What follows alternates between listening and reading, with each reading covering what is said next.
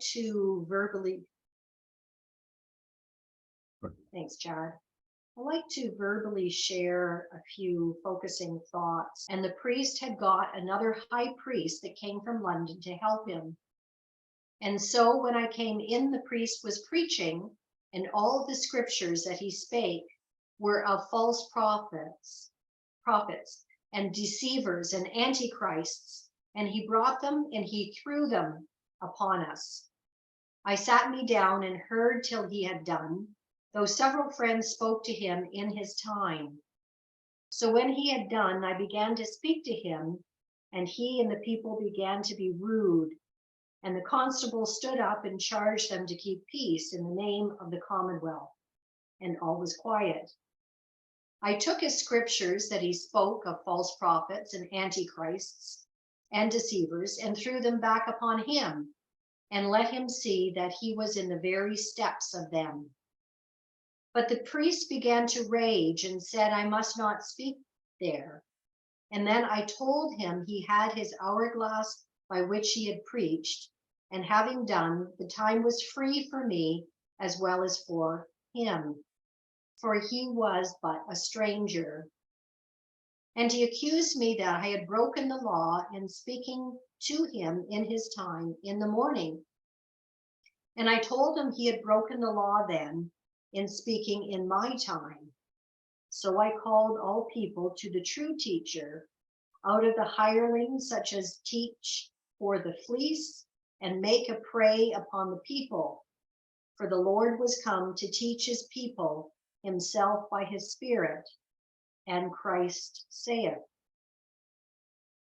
Learn of me, I am the way, which doth enlighten every man that cometh into the world, that all through him might believe, and so to learn of him who had enlightened them, who was the light.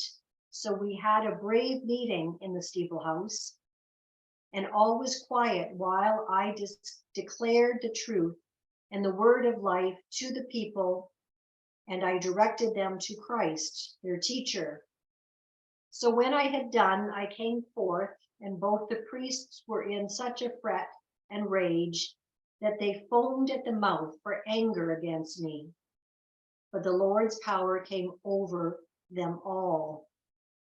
The priest of the place made an oration to the people in the steeple house yard and said, This man hath gotten all the honest men and women in Lancashire to him.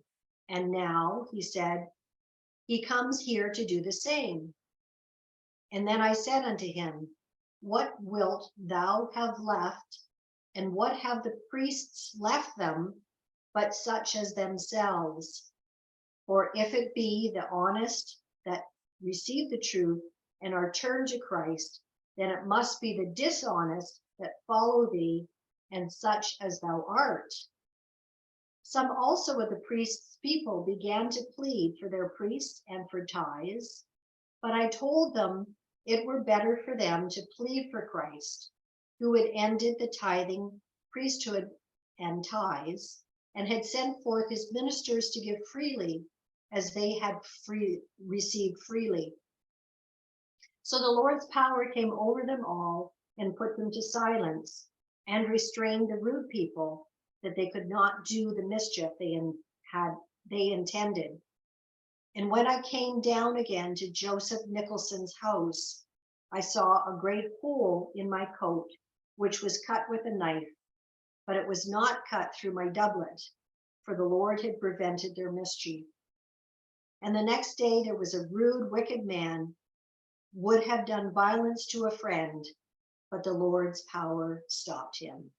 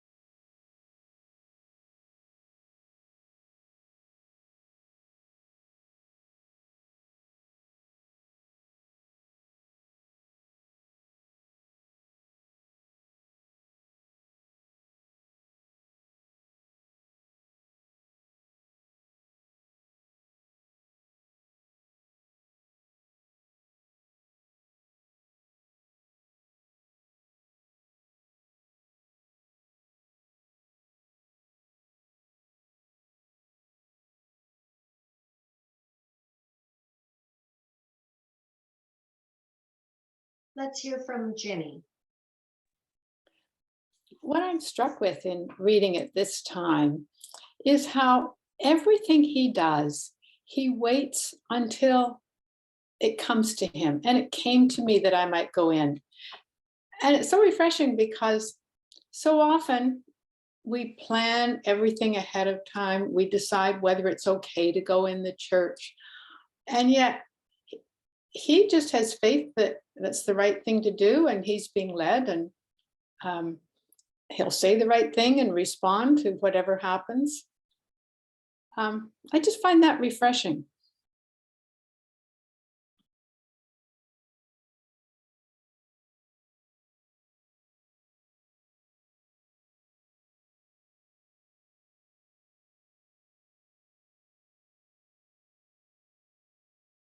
Thank you, Jenny. Let's hear from Bev and then Carol. Bev? I find it very moving to hear him speak of the true teacher. The Lord was come to teach his people himself by his Spirit. And to me, that's the Quaker way, and the way of true understanding is that the Spirit comes to us through us. And similar to what Ginny said, Fox was led. The Spirit led him to do whatever was appropriate at that time. And it means a great deal to me. It's a wonderful teaching.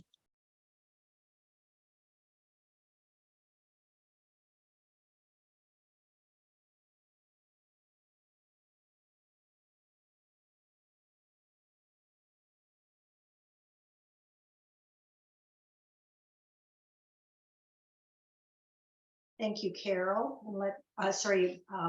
Thank you, Bev. Let's hear from Carol.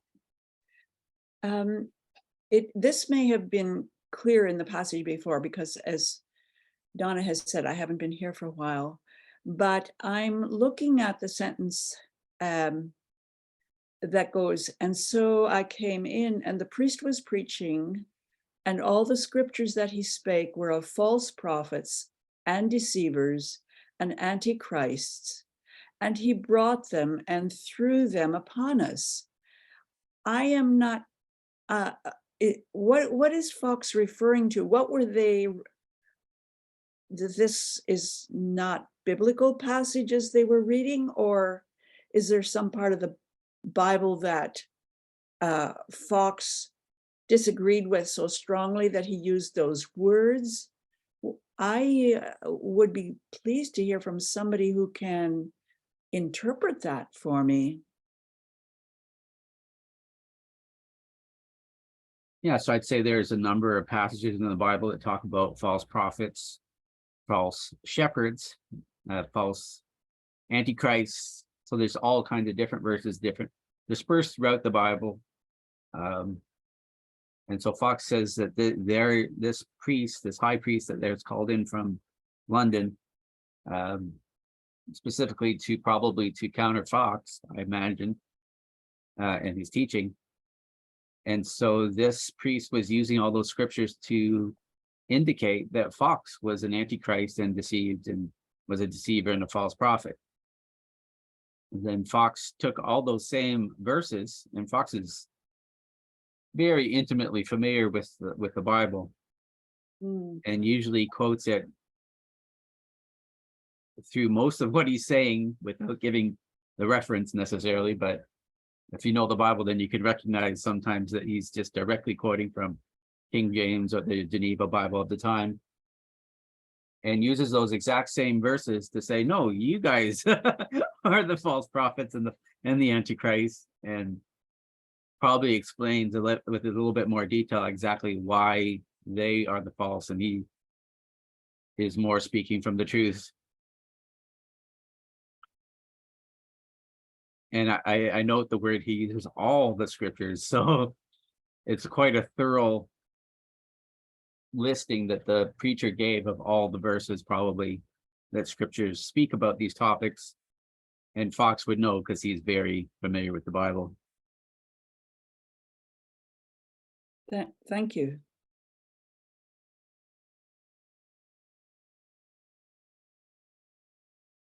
Thanks, Chad. Over to Bev.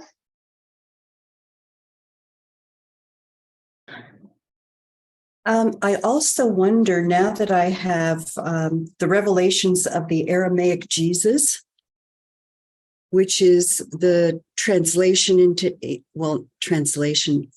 expression of the meaning of what Jesus said in Aramaic, which can be so different than the translations that went through Greek, Roman, and to English. And my sense is that Fox could discern the true meaning because of his experiences of the words that may have.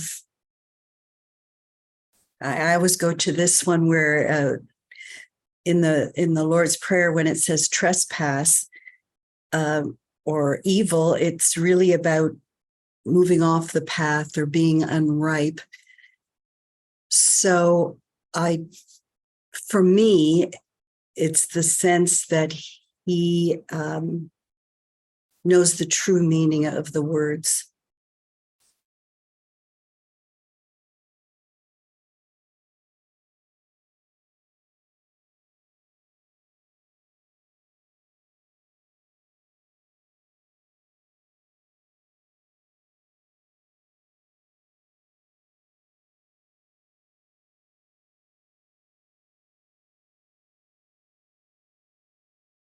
I would agree with that and think that, yeah, most early friends are trying to listen to what the Spirit is trying to say through these words. And if we're just reading in our intellect, a lot of times we might miss what the Spirit's getting at. And God could even take the same verse and mean different things to us at different times. So I don't think there's just one meaning for the scriptures always. And sometimes God uses them to speak different things to us, in my experience. And some parts of the scriptures have embedded in them different applications. So I'm thinking about Old Testament, and I'm reading the Old Testament, and I say, I think it was in Isaiah, so okay, Christians say this is about Jesus, but I'm sensing by the Spirit that it's applying to somebody back then. And then it seems to be applying to somebody back then and somebody coming up a bit in the future. And then this one might be someone back then in the future and Jesus, right? You know, so these things that are written by the Spirit need the Spirit to interpret them to us. And we need to be listening to the Spirit to know the meaning of it. Otherwise, we can get very lost in our intellectual understanding of the words themselves and how they're translated into English by the people. Most of our translations are by evangelical people. And so they have their evangelical way of looking at things and interpreting it.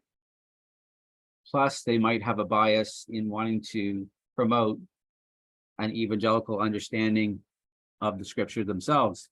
So there's their natural understanding in translating it, plus any bias that they have in wanting to promote their way of seeing things.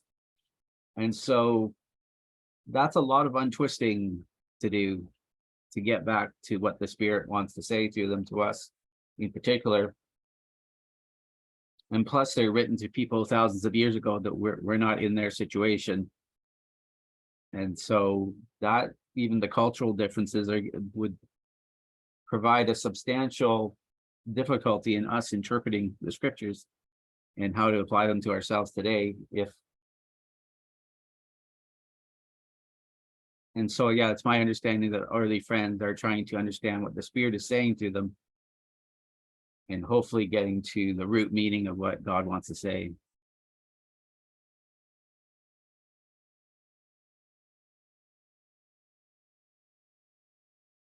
And then an addendum to that is just like, even when we look up words from the Greek in the Greek Bible dictionary, even the Bible dictionary is written by usually evangelicals.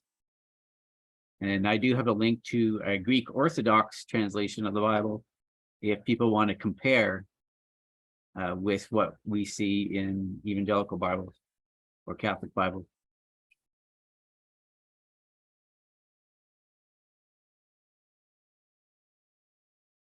Lynn?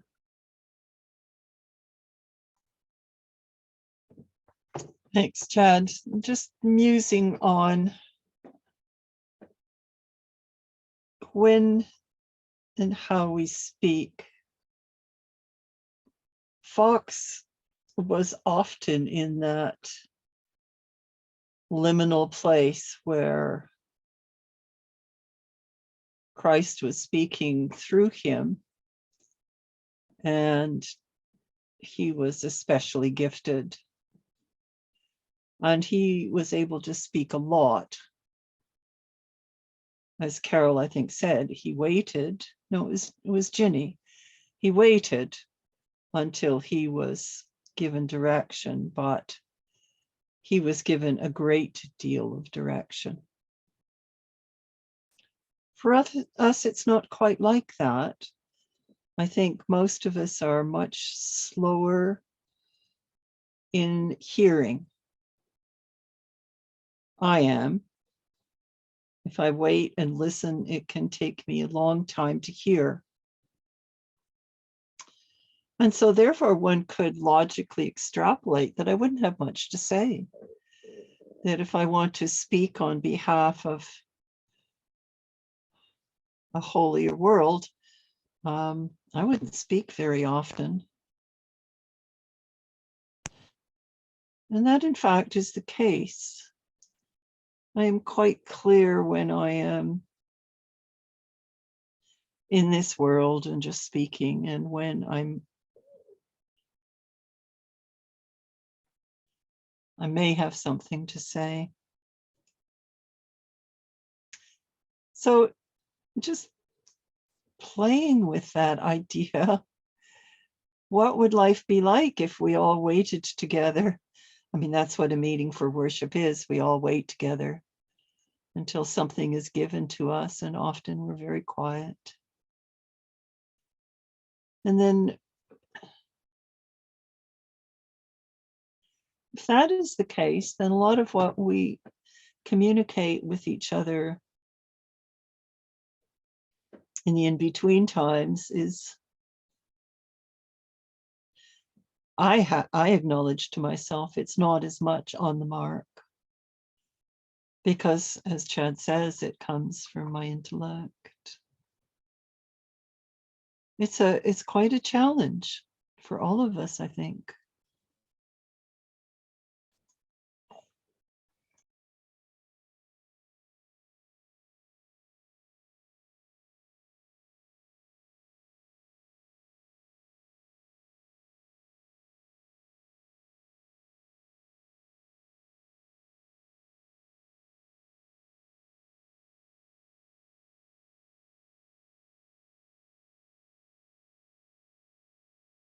And definitely Fox is on mission, I call it, right? He is in a very specific environment, doing a very specific thing for a very specific amount of time. I think his inclination is not to even want to go into the church building, because he doesn't respect what it is and how it isolates people, and the other effects that having a church building might have on the moving of the Spirit in the kingdom of God. So he has to be told, he has to be told to go in almost, because I don't think he wants to in his own wiring, in his own determination. But it's a very specific time in our history, in England's history anyway, where God is on the move and he's changing things. There's a movement going on, God. But when you are on mission, when God has called you to do something specific, it seems like the empowerments of heaven are closer. And you can move in a stream. And Fox certainly wasn't the only one that was moving him, but it definitely seems like he was one of the most gifted ones. And sometimes I wonder, is God not saying the same things today? Because I hear them. Or is he saying something, or is God saying something different today because we are in a different place ourselves? But, I too would long for that movement of God to impact our world again with new George Foxes who hear directly from God and are moved by him. But there's also a cost to that prophetic ministry, right? One, it takes the discernment to know when God is speaking and when it's just us, because it can be both at the same time. We become the instrument that God wants to use. We become the medium that brings the message.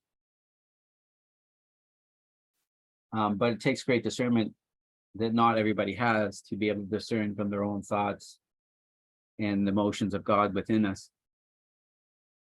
But two, the cost of it is that some will oppose the movement of God, just like with Fox.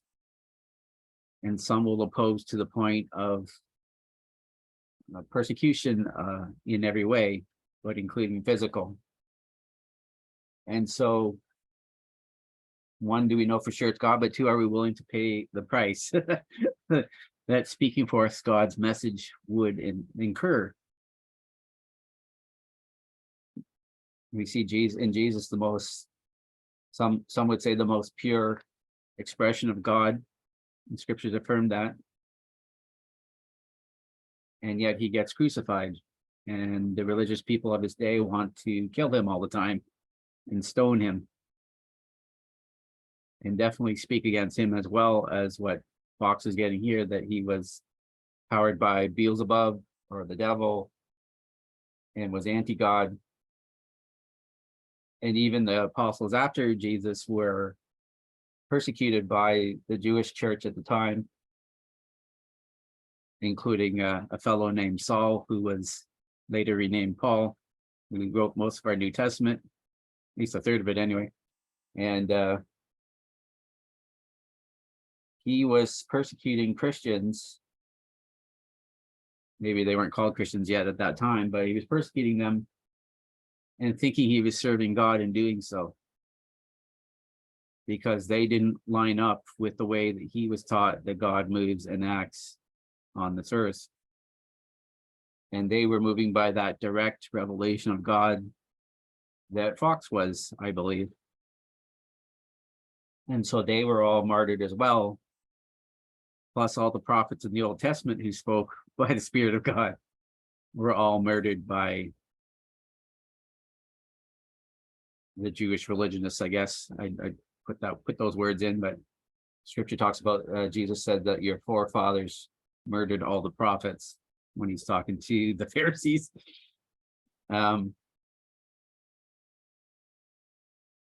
So it's not a question of, okay, we speak forth the things of God and everybody receives it with thanksgiving and gladness. There's this opposition in the world that will oppose.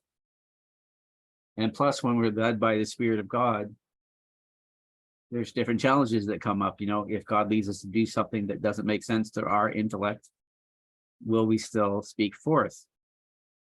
If God leads us to say something that makes us look silly and opens us up to ridicule, will we still obey? Will we still speak forth? And those are small things, so the more that gets ramped up, the bigger the challenge it is. And I'm just talking about things that go against our intellect, not against our sense of what's right and wrong that's given by God. And everything has to be tested by the Spirit of God, I think.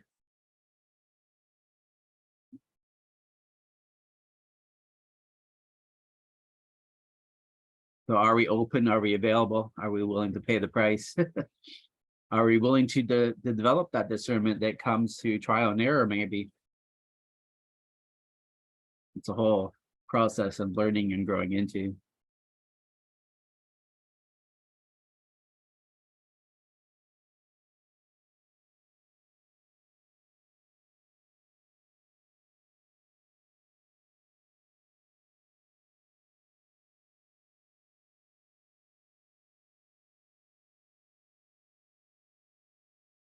Bev?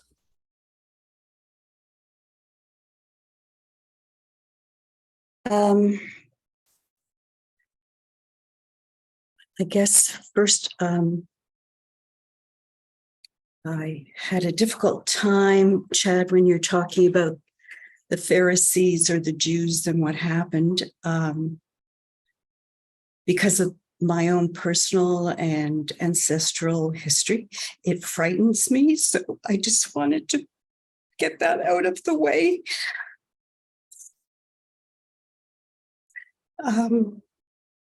Because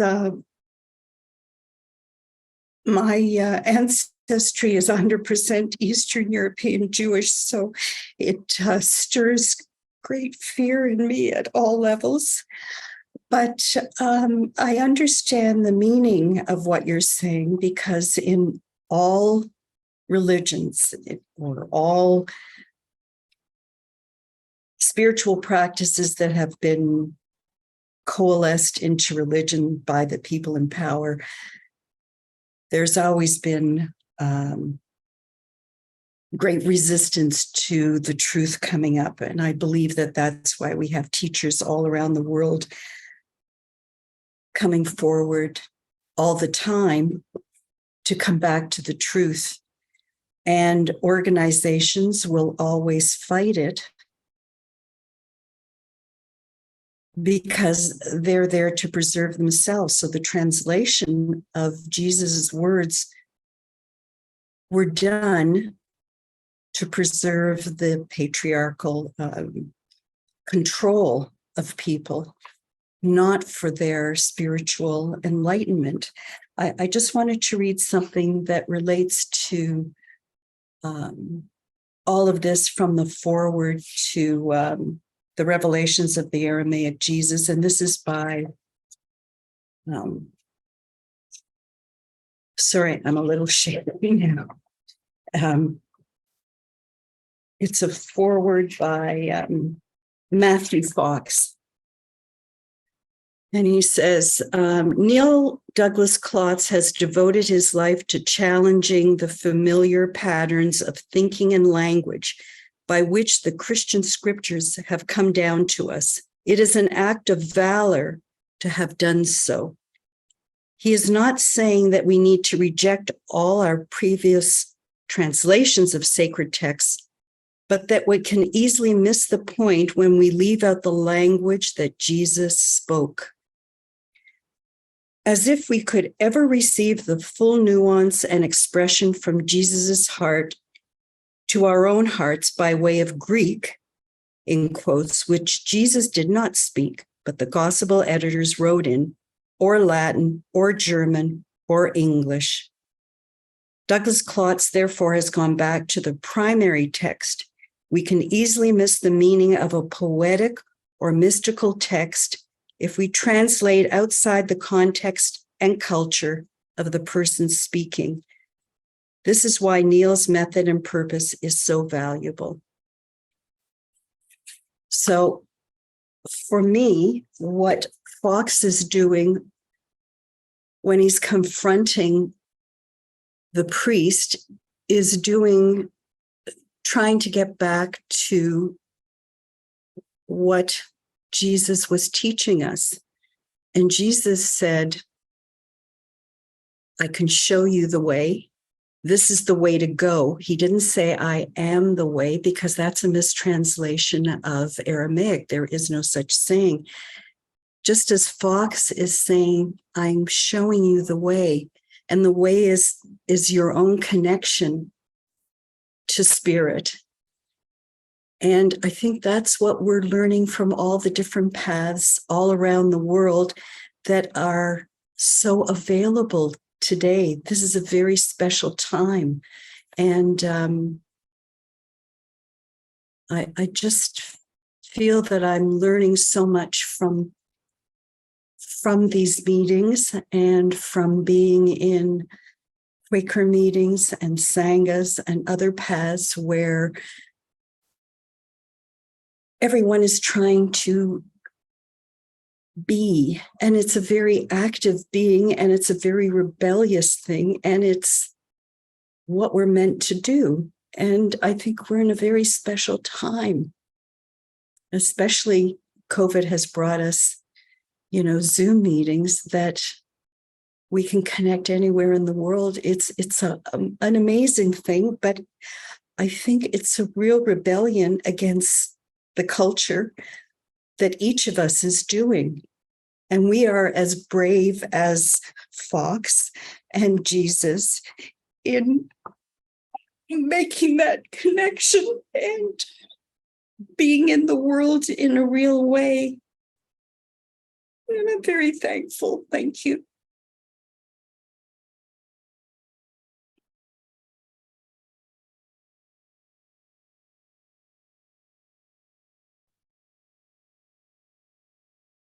I'd just like to apologize for my imprecision in my language. I know you're not getting at that, but I can well understand that reaction.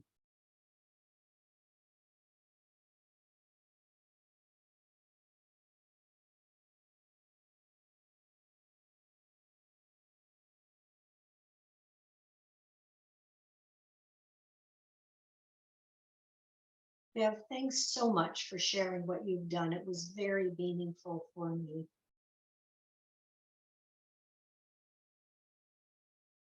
Let's hear from Ginny. Thank you, Bev.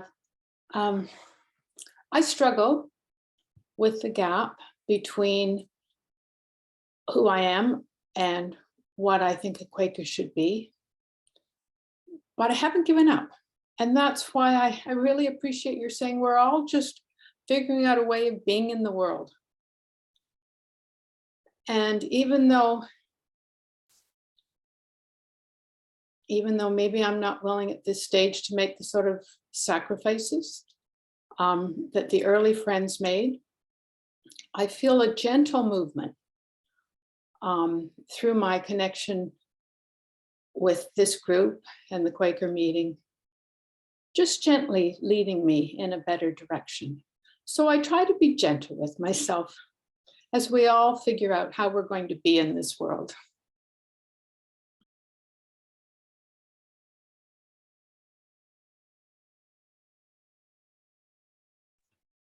Thank you, Ginny.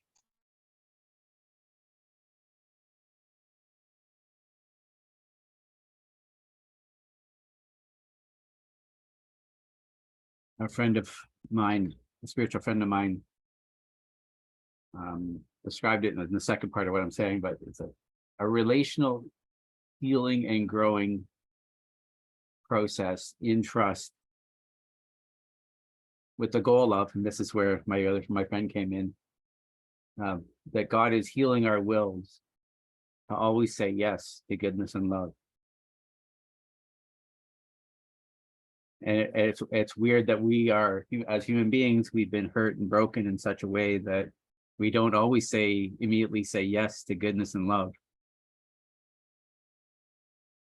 But God is gently, like you say, gently healing us through experiencing Him and relationship with Him, and Him gently leading and drawing us into healing.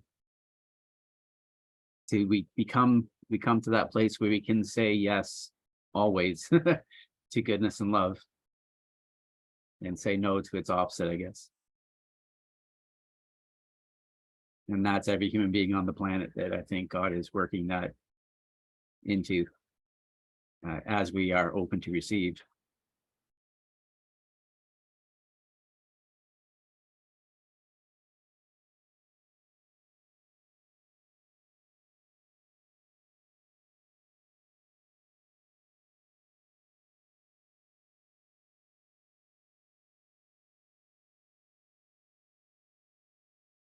Margaret?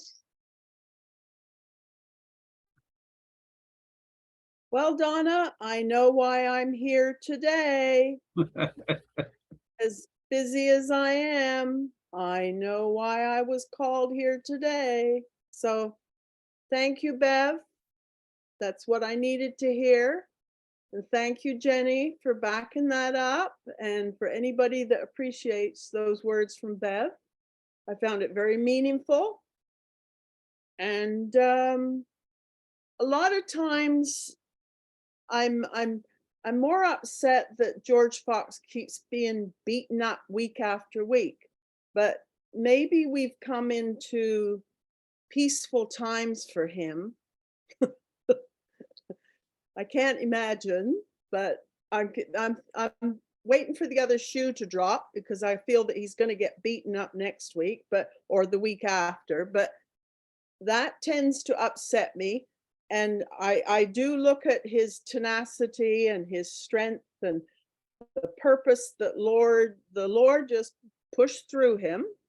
And that is an inspiration. But I get somewhat saddened by the fact that he was so persecuted, and that doesn't necessarily empower me, as a Quaker, to keep on, But those words from Bev certainly do, because, I do agree that the interpretation of the Bible has been very much misconstrued, and it's been manipulated, and it's been used for the good of certain individuals and certain organizations for their betterment,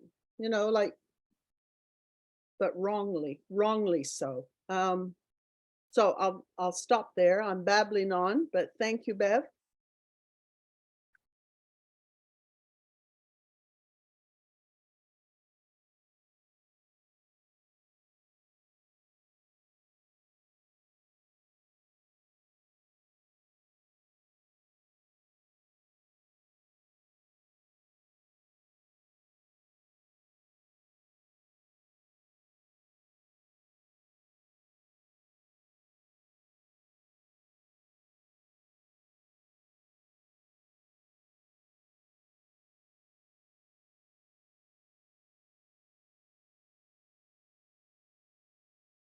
Sorry for over talking, but I just want to address another point. Is Jenny mentioned that sometimes we can beat ourselves up. And I don't find the Spirit of God doing that at all. In fact, I find him wonderfully interrupting us beating ourselves up and giving us a better, what did somebody say yesterday? He said, relentlessly supportive and respectful. When we have an atmosphere where we respect one another and we're relentlessly positive towards one another, even if we don't agree necessarily with everything that we think or say, but we can still respect the person.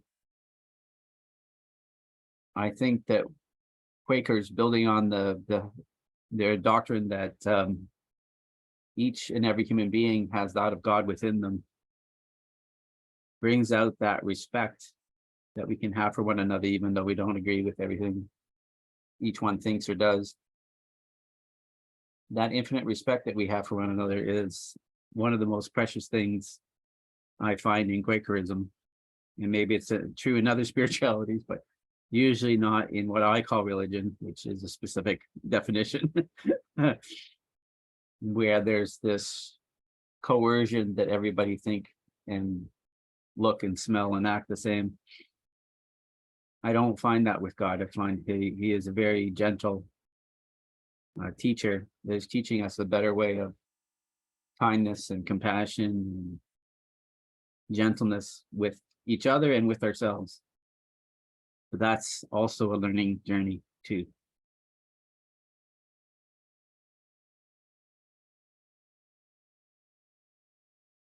So luckily, Fox in this place has a constable there that is restraining people from acting out against him. It's not always the case, but we see that he is willing. Last week we talked about in the passage, like there is death threats against him in this area, in this county of West Cambria, was it? I don't know if that's right or not. Anyway, Lancaster. Cumberland. That's right. And they said that he's revisiting this area. They said, if you come back again, we're going to kill you. But Fox obeys the call of God. And this time he's protected. But that doesn't always happened. Like I said, all the prophets were murdered. The apostles were martyred. Jesus himself. And so he's quite willing to pay the price if that's what it takes. He's quite willing to pay that price to be faithful to the call of God. And he's quite open to God working through him. Come what may.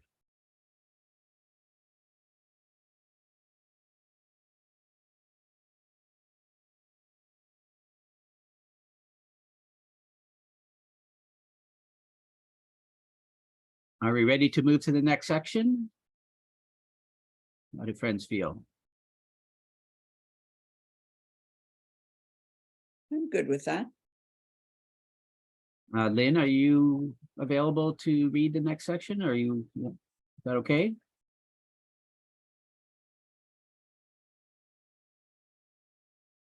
You're muted, Lynn. Yes, thank you. Great. Go right ahead. And I was moved to send James Lancaster to appoint a meeting at one of John Wilkinson's steeple houses near Cockermouth, who had 3 parishes under him and was a priest in great repute and esteem.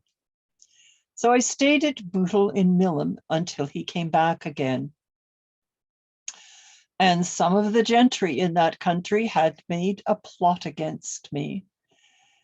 And as I was in the field, they came to the house where I came from. They lighted on James Lancaster, but did not much abuse him. But they came to Joseph Nicholson's house, and a little boy with a rapier. And they came into the house where I was. I was just gone out of it into the fields, though I saw them when I was in the fields, but they came not to me. And they had intended to have set the boy on to have done mischief and to have murdered. But the Lord's hand prevented them and stopped them. And though others came to do us a mischief, one held another. And so through the power of the Lord, we passed over them. And they not finding me in the house, after a while, they went their ways.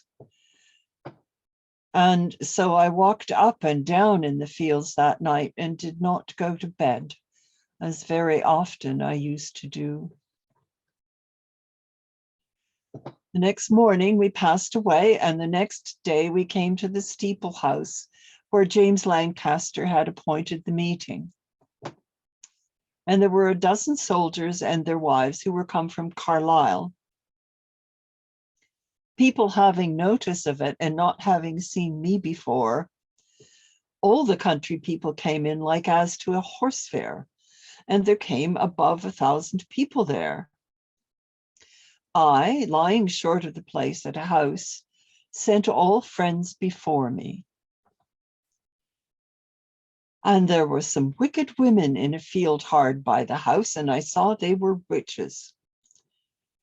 And I was moved to go out of my way into the fields unto them, and declare unto them their conditions, and that they were in the spirit of witchcraft.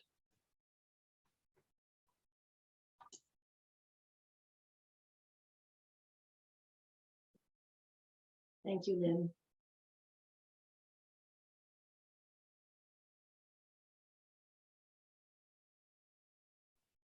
I must say that was quite overwhelming to read. Sometimes you get caught up in it and you feel it somehow when you're reading. It's a privilege to read because it changes it strengthens the reading in some way, to be involved with it in that way. And this was pretty powerful.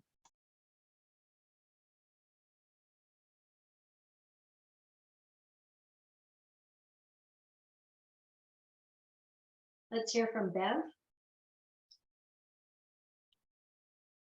The 2 things that really meant so much was the idea of, well, there's a difference between the gentry and the country folk. And the gentry have a great deal to protect. For them to bring a child, it just reminds me of things that like child soldiers in Africa.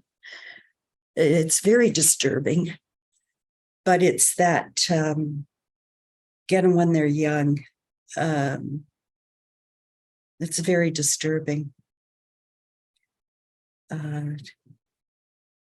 The other thing was George Fox walking in the fields at night reminded me of Thich Nhat Hanh does walking meditation. And during the Vietnam War, when he was working on rescuing people with a group, there was an event and they weren't sure how they were going to go forward to save these people. And what he did was a very long walking meditation with the others. And through that, after many hours, knew what to do. And how important a walking meditation is to be in touch with the earth through our feet. I have a very hard time doing walking meditation, but I found it so meaningful that Fox was doing that.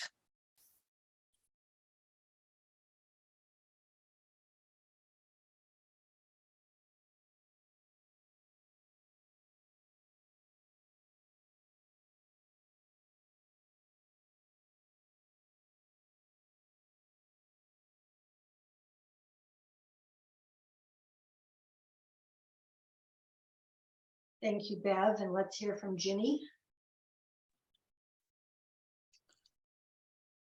From the 21st century perspective, George Fox's view of the women whom he accused of witchcraft seems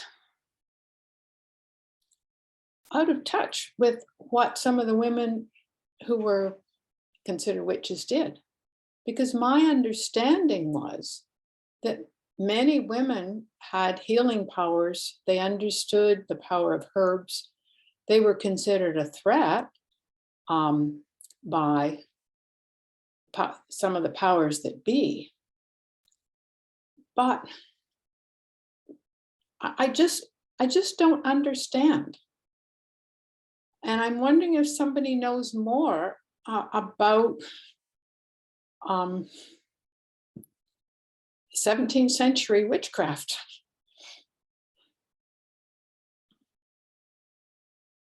My question exactly.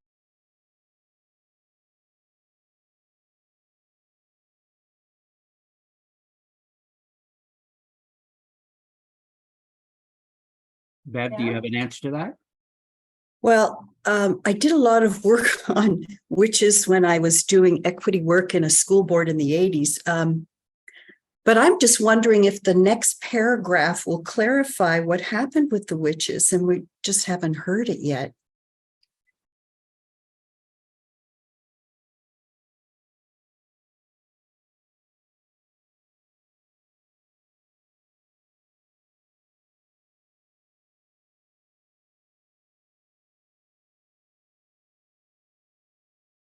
No, it's further up. Doesn't look like it, unfortunately. No, up further. Up. Oh, Up. up? Yeah. What does it say here? Oh, nothing. I could do a search for the next use of the word witchcraft or witch.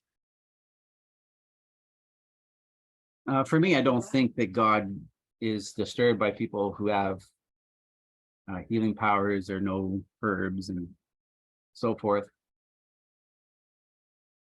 I think the question comes into even biblically use of the word, which again, Fox is very biblically grounded and informed,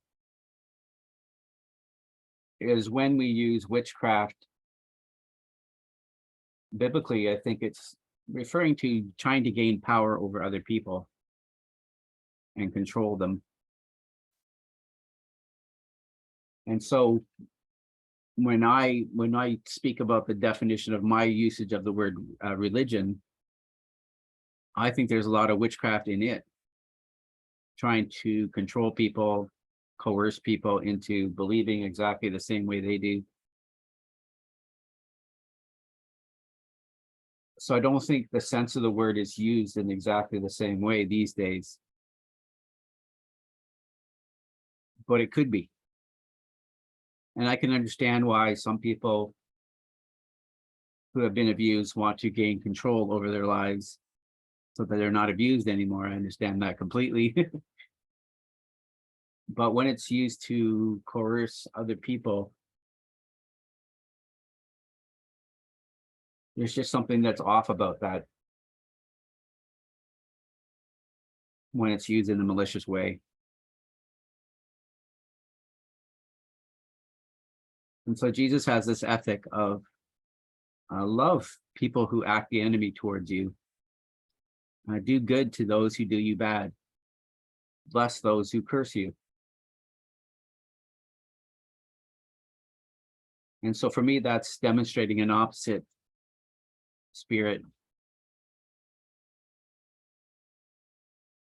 than that which we normally might have. And sometimes that's which people seek power over other people for.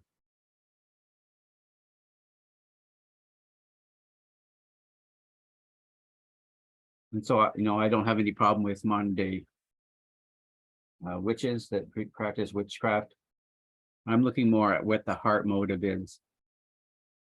And I think in the Bible, it's pointing towards that, seeking to have power over other people in a malicious kind of way, and not to any practices of herbalism and wisdom and that kind of thing.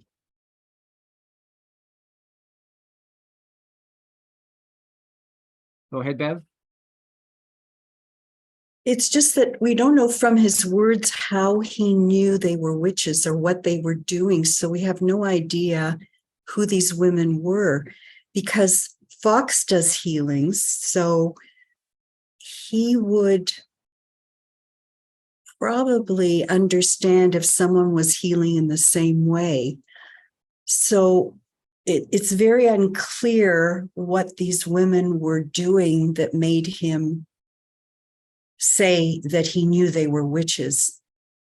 So these may not have been women that were healers, or the women that were in touch with spirit and did good things. We don't have any idea of whether these women were similar to the people that were trying to come and kill him, had the similar belief system. It's just unclear from what he said as to who these women were. So for me, it's unclear whether it was witches in the sense of strong women, or witches in the sense of some people doing wrong things with wrong thoughts, wanting to harm.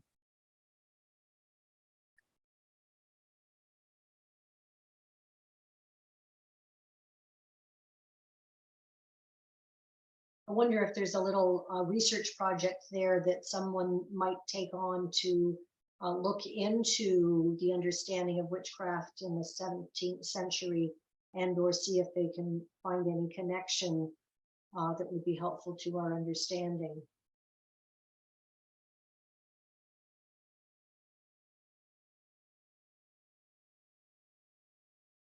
And this reference that I pulled up on the screen is rather interesting. That comes from a later section where Fox is telling an unclean woman that she was a witch.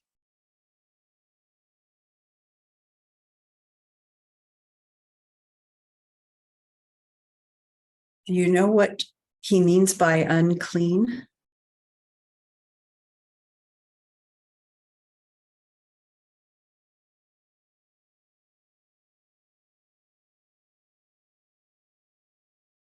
I'm just wondering because I know in even the Jewish tradition how woman having her period in the indigenous nomadic, a woman that has her period is very special, is in a very powerful place.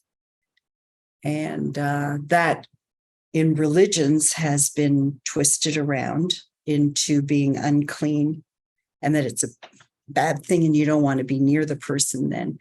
Well, the reason you couldn't be near a woman in those cultures at that time, and they were off in their red tent, is because they were so powerful, not because it was bad, because they had so much power. So I don't know if Fox was still of the misinterpretation or the twisting of powerful woman into a negative force not to be around.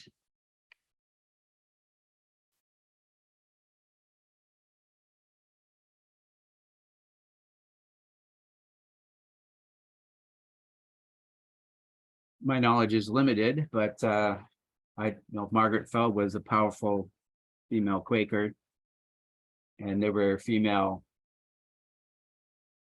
ministers, traveling ministers within Quakerism. So from that, I could try to assume that he doesn't have a problem with powerful women.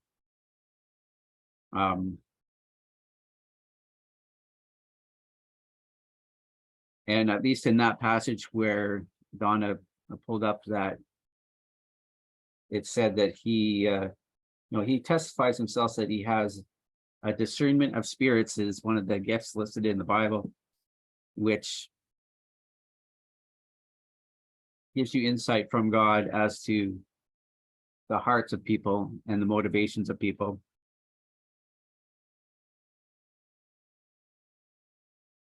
And so, yeah, I would consider people who want to dominate other people and control and coerce them, I would consider that unclean. If it's an unclean spirit, he could be referring to a demonic spirit if people believe in demons, and I think Fox did, because it's in this journal that he cast out demons sometimes. And so the uncleanness refers to the demon that's motivating the person, but it could also just describe their own spirit in that what they were desiring and craving and lusting after control over other people.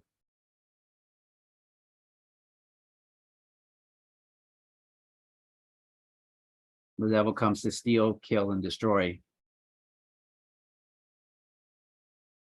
But God comes to move, to build up and lift up. That's my opinion anyway. No one has to agree with me. My only question to that is, does he ever speak of unclean men? And if he only uses unclean with women, then that's when I would question if it relates to a woman having her period.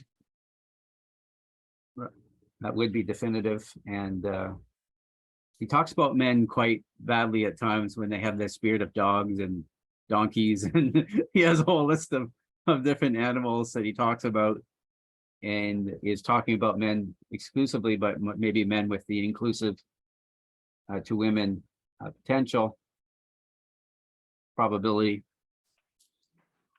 Ginny? In reading Fox's journal for the second time, I'm so much more respectful of what he was doing, and I think I understand more, and I'm trying to get more in his spirit. But I also remember that he didn't say he was the way, he was pointing the way. And he wanted us to realize there is continuing revelation. And I think he made mistakes, or maybe didn't make mistakes, but maybe I think we need to sometimes realize that he wasn't perfect, that we have the benefit of many years' experience. So we may be able to see things in a broader light, or I won't say a broader light, but we may be able to see things that maybe he didn't see at the time.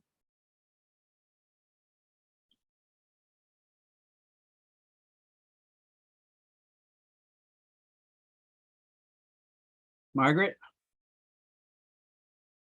Apologies when I step away. Sometimes we have farm customers come, but I was in the process of researching on Google about witches in good old England up by Barrow and Furness, which Milham, I think we were talking about Milham, and that is up in that area, the Lake District, beautiful area.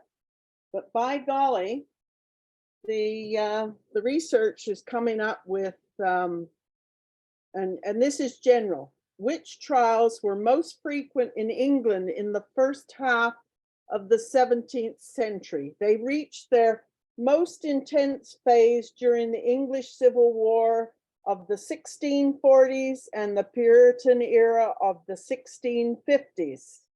This was a period of intense witch hunts known for witch hunters such as Matthew Hopkins.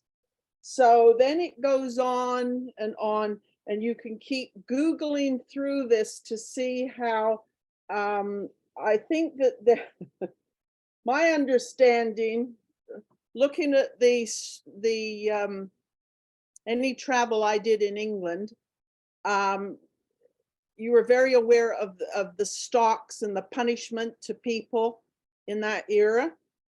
And they came down heavy on witches. And then another thing was, a comment was, why was there a witch craze in the 17th century? And this gives us a little light as to the fervor that went on about witches. And it said, in research forthcoming in the Economic Journal, Leeson and Roos argue that the witch craze resulted from competition between Catholicism and Protestantism in post-Reformation Christendom.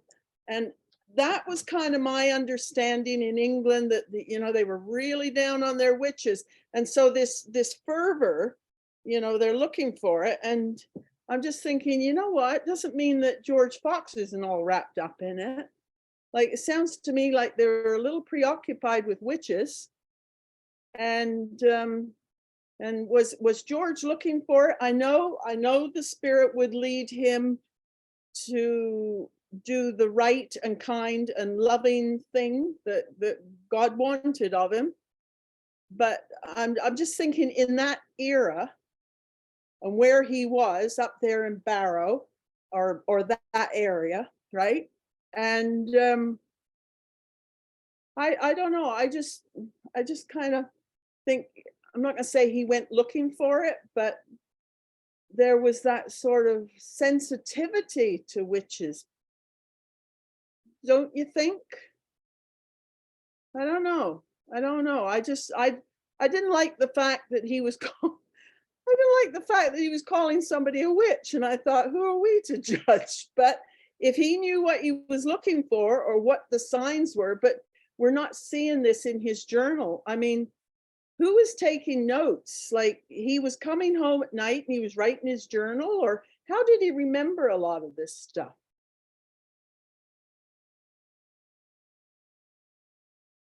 Like, what's with that, seeing witches in the field, and you come home and you write it in your journal, and then years later, we're questioning, well, what made them witches over?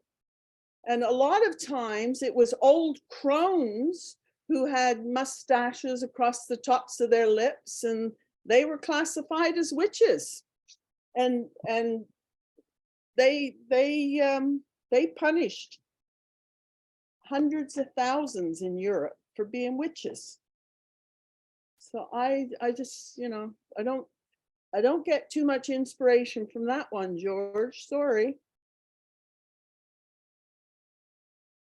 Thanks, Margaret. So we've got hands up from Bev and Carol. Do you both have something that relates to what Margaret's been talking about to add at this point? So Bev, yes, and Carol, yes. Okay, so let's go to Bev and then Carol. I think the sense that our exemplars, our teachers, our rabbis are also in the body and mind. So they're people of their time. And I was thinking you know, even as an organization coming to accept transgender, coming to realize that slavery is not okay in our relationships, you know, someone had related a story about Thich Nhat Hanh when he got angry about something. There was a basis behind it, but these are human beings at a certain time in history, and they're going to be influenced by their times. And I think a little kindness towards them for being human, because they are human, but receiving as humans. And that's what we're all trying to grow out of as well, all the burdens that we have as well. So I think a little kindness around it and understanding, but I do accept that for Fox, his discernment of the person and what they were like is, I accept that he could see, regardless of what he names someone as, what was motivating them being good or not good. Okay. Thanks, Bev. And Carol?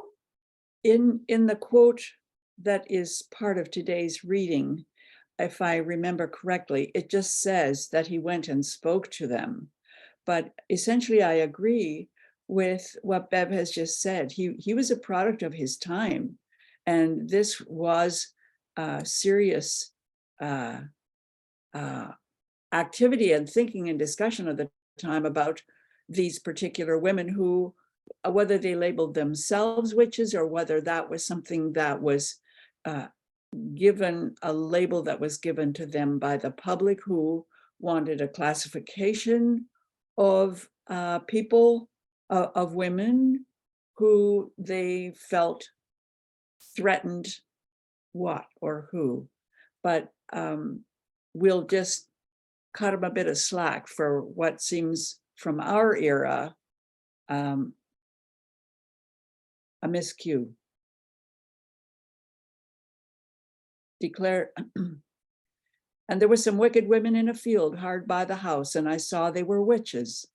And I was moved to go out of my way into the fields unto them and declare unto them their conditions, and that they were in the spirit of witchcraft.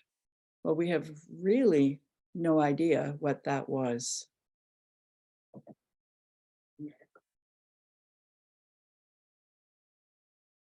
Margaret? I'll cut George some slack because my husband's ancestors were from that. Recognize it in ourselves that we can't have compassion for those that came before us and will come after us, of what they're having to deal with, because it's in our systems.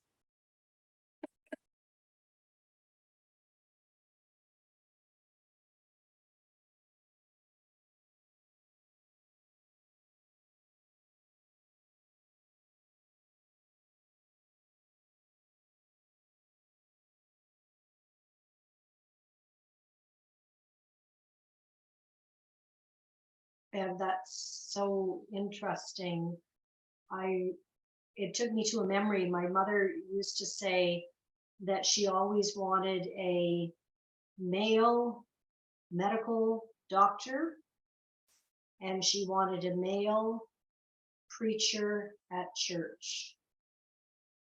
She believed, for whatever that meant, you can have a sense of that, that men were better at those things than women. In the latter part of Mom's life, we attended a Presbyterian church where there was a female pastor, and Mom came to really like her, and that minister performed my mom's funeral and was a great solace to the whole family. And what you reminded me of is that we have those stories, we have those associations in us in different ways that we were taught, we were exposed to, that we remember. And so it's, Or a little, And you may have picked up that, okay, Margaret wasn't being very kind to George, but I too shown my own humanity through my little decisions and judgments. And I try not to judge, but it comes through. Sorry, folks. And that I'm going to speaks, stop sharing here the screen. Sorry, Chad, you were going to say? and that speaks to all our conditions. You know, we've been programmed by our society from birth. We might have been programmed by a religion that we were brought up in. And just knowing that we have a problem in the misprogramming doesn't necessarily solve it, right? But And- it's here. and even seeking after God to help us remove that programming that we know is faulty isn't instantaneous easy either. And sometimes it's a process and a timing and a journey that we go on.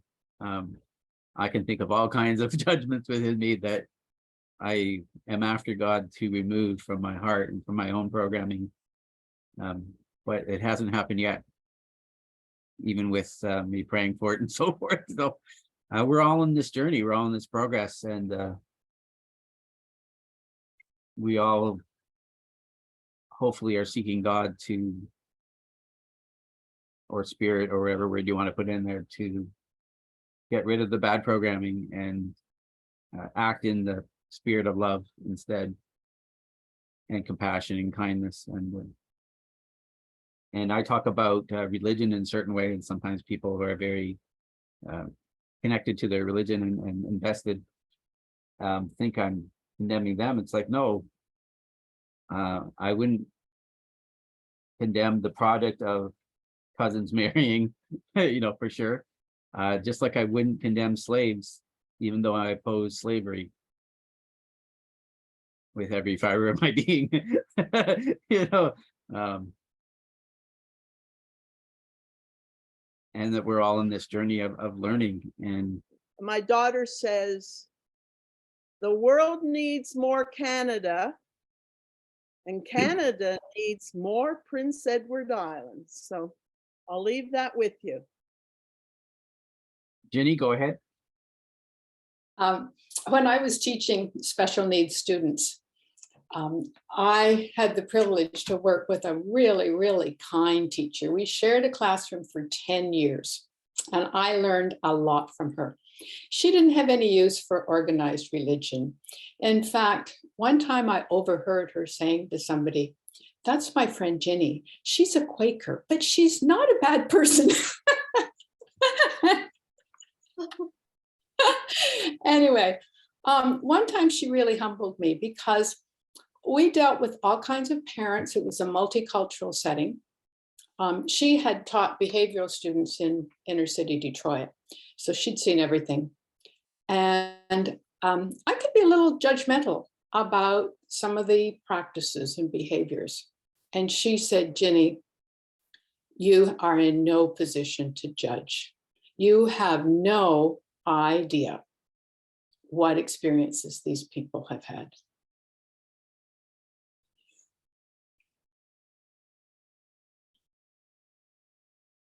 I guess that's also another cost, is if God does point something out to us and moves us to speak against something, are we willing to do that too? And that might be one of the hardest hardest things to do, especially if we are, there's truth and there's kindness, right? And sometimes they oppose. And sometimes there's just speaking the truth to power would be a Quaker way of saying things, where you're not condemning the person, but you are speaking against the bad action, their bad motive. Not that we can always speak to motive, but when God reveals. And that's hard too. And I remember sitting in one meeting where the word came to me. As Canadians, you Americans might know we're considered nice. Nice Canadians, right? But sometimes that is contradictory to pursuing setting things right. Sometimes we want to be nice when That's not what's called for. What's called for is speaking truth to power, and whatever that power may be. And I remember sitting in one meeting, and the words from God came. God's not always as nice as we are. And I took note of those words and I said, "Uh-oh, something's coming, something's coming down the pipe. There's going to be a confrontation." And how do we confront something that is wrong? But we stand in the humility that God gives us, and not in self-righteousness, and not in condemning the person.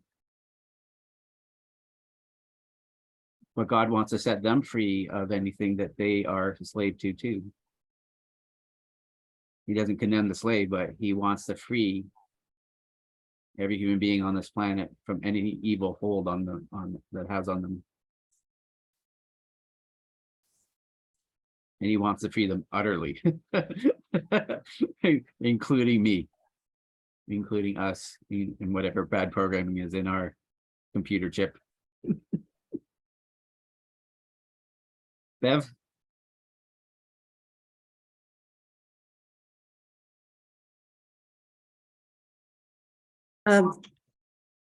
Oops.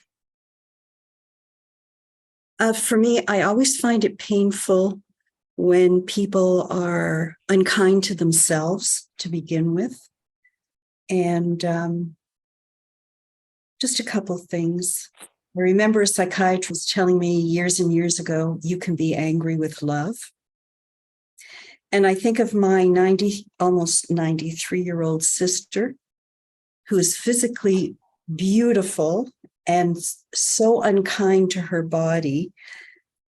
The other day she said something about, "Oh, get my fat ass, get me up the stairs." And I just said to her, "You know what? Your wonderful tushy has gotten you up those stairs so many times. Why don't you pat it and say, 'I love you, tushy. Thank you for getting me up the stairs.'" Like, we need to be kind to ourselves to begin with before we can be kind to anyone else. And whatever our physical, mental, emotional faults, we need to be loving to all those parts. And I don't remember ever hearing Fox being unkind to himself. So I think that's a lesson there as well.